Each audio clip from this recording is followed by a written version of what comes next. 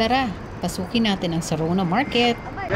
Ito pala guys, ang Sarona Market dito sa Israel. Chinatown, Tel Aviv, Sarona Market.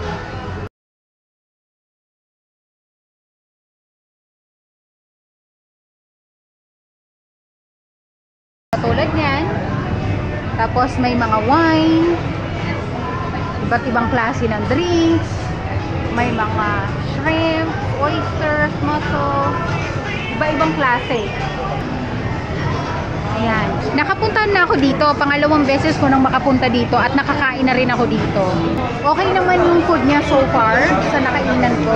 Ay, may ano din pala dito, sushi. Burgers. Oh, may fresh meat din.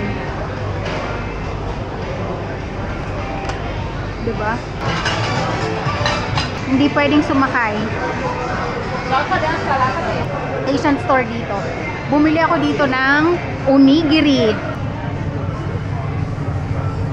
Tsaka bubble tea. Nakabili ako dito dati. Nakakapag-ikot-ikot ka talaga at pag gugutumin ka talaga pag nagpunta ka dito. Ito pala yung kinainan ko dati dito. Dito sa store na to. Aloha Meat Bar Burger. Hindi pa ako nakakain dyan. Ah, may iba-ibang klaseng patty dito.